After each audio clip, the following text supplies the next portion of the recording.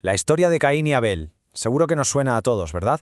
El primer asesinato, la primera envidia, la marca de un criminal. Pero, ¿y si esa historia fuera algo más? ¿Y si, escondido entre sus líneas, hubiera en realidad un mapa de un mundo perdido, un eco de imperios y de reyes que sí existieron? Venga, vamos a meternos de lleno en este misterio. A ver, para empezar a tirar del hilo hay que entender una regla de oro del mundo antiguo. Los nombres no eran etiquetas que se ponían al azar, eran como cápsulas de memoria. Contenían historias, geografías, incluso destinos, y resulta que es un nombre, uno casi olvidado, el que nos va a dar la primera pista de todas. Fijaos, hay un detalle en el que casi nadie repara. El Génesis, el texto que todos conocemos, nos cuenta un montón de cosas sobre Caín, pero nunca nos dice cómo se llamaba su esposa. Es como una figura anónima, un hueco en el árbol genealógico. Pero claro, otras tradiciones antiguas no son tan calladas. El libro de los jubileos, por ejemplo, sí que le pone un nombre. Se llamaba Aguán. Y es justo aquí donde la cosa se pone interesante, porque ese nombre, Aguán, no está puesto al azar, ni mucho menos. Y es que Awan no era solo el nombre de una mujer, ¿qué va?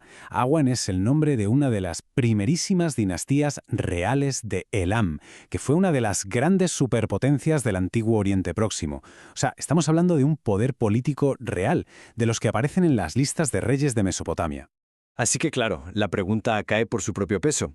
¿Es esto una simple coincidencia? ¿O es la primera pista de verdad una conexión deliberada entre el mito de Caín y la historia de un reino real como Elam? Venga, pues vamos a seguir tirando de ese hilo, porque si el nombre ya nos lleva a Elam, lo que hacían sus reyes nos va a dejar un eco bastante inquietante del crimen de Caín. Es que el paralelismo es brutal. Fijaos, a la izquierda el mito, Caín mata a su hermano Abel. A la derecha, la historia, un rey elamita con nombre y apellidos, Kalushu-Inshushinak, que hizo exactamente lo mismo. Asesinó a su propio hermano para quedarse con el poder. Es el mismo patrón, el fratricidio como herramienta para llegar a lo más alto. Y de nuevo, volvemos a los nombres.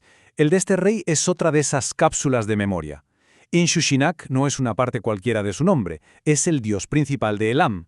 Y este dios, a su vez, era el protector de Susa, la gran capital elamita. O sea, el nombre lo ata todo, al rey con su dios y a su dios con la capital.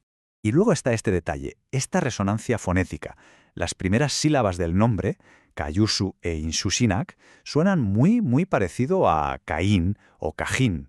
A ver, que esto no es una prueba científica, ¿eh? Las lenguas eran diferentes, pero en un mundo que funcionaba con símbolos, estas coincidencias sonoras pues solían tener mucha miga. Pero la cosa no acaba en la violencia, ni mucho menos, porque la historia de Caín, y esto es lo más sorprendente, no va solo de un asesinato. También va de creación, de civilización. A ver, si vamos al Génesis, nos cuenta que los descendientes de Caín fueron los pioneros de la civilización. Jabal, el padre de los pastores, Jubal, el de los músicos, y Tubal-Caín, el de los herreros. Y si miramos a la derecha, ¿qué nos dice la arqueología sobre Susa, la capital de Elam? Pues que era un centro ganadero con restos de actividad musical y ritual y famoso por su metalurgia. Es que el patrón es clavado, es prácticamente un calco. Entonces, el quid de la cuestión es este. El relato bíblico nos presenta a la estirpe maldita de Caín como la cuna de la tecnología, del arte y de la vida en las ciudades. Son los constructores, los innovadores. Y lo más fuerte es que la historia y la arqueología lo confirman. Elam y su capital Susa fueron exactamente eso, uno de los primeros grandes centros de poder, una potencia en la metalurgia y el hogar de una cultura urbana súper vibrante. Con todo esto sobre la mesa, empieza a parecer que Caín quizá no es una sola persona, sino como un arquetipo, una figura que condensa un montón de identidades y de memorias históricas de toda la región. Por un lado, tenemos a Caín, el agricultor. Su ofrenda, los frutos de la tierra, nos recuerda a los cultos agrícolas de Canaán. Representa, digamos, el mundo sedentario, el de la gente que se asienta y cultiva. Por otro lado, está Caín, el fundador de ciudades. Construye una ciudad para su hijo. Un gesto calcado al que hacían los reyes de Mesopotamia y Elam para fundar sus grandes capitales. Es un gesto de poder, un gesto de rey. Y claro, no podemos olvidar a Caín el fratricida.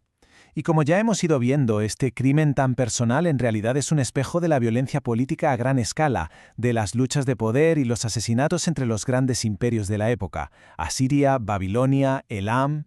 Y por último, tenemos a Caín el errante, el exiliado. Su castigo, ese vagar sin rumbo, recuerda muchísimo al destino de reyes como Merodach Baladán de Babilonia, que perdían una guerra y acababan huyendo como fugitivos políticos perseguidos por el imperio asirio y refugiándose, ¿adivinan dónde? Pues sí, precisamente en Elam. Lo que vemos en esta tabla es, en resumen, el mundo que parece latir bajo la historia de Caín. Esto no va de una pelea familiar, esto es una red de violencia imperial en toda regla, asesinatos dentro de la familia real para consolidar el poder, asesinatos políticos que provocan la destrucción de ciudades enteras como Babilonia, y persecuciones de exiliados que acaban con regiones enteras arrasadas. Bueno, ¿y entonces qué significa todo esto? ¿Cómo encajamos todas estas piezas? La respuesta podría desvelar el verdadero mensaje que se esconde en esta historia milenaria. A ver, y esto es súper importante dejarlo claro. La conclusión no es que Caín fuera literalmente un rey elamita. Si intentamos buscar una equivalencia exacta, nos perdemos lo más importante. La conexión es mucho más profunda, mucho más simbólica. Y aquí está la clave de todo el asunto.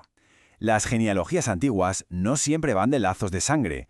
Muchas veces, lo que parecen historias de familia son en realidad geopolítica pura y dura, contada como si fuera un drama familiar. Las tensiones entre naciones, las guerras, todo condensado en la historia de un linaje. Así que, al final, Caín no es tanto una persona como un arquetipo. Es el símbolo del eterno conflicto entre agricultores y pastores. Es la personificación de esa doble cara de la civilización, capaz de crear arte y tecnología, pero también de cometer los peores crímenes. Es una figura que condensa siglos de drama político real y de luchas imperiales en una sola historia potentísima. Y claro, todo esto nos deja con una pregunta flotando en el aire. Si la historia de Caín es, en el fondo, un mapa geopolítico disfrazado de mito, ¿qué otras historias antiguas que damos por sentadas son en realidad mapas de mundos perdidos que están ahí, esperando a que alguien los vuelva a descubrir?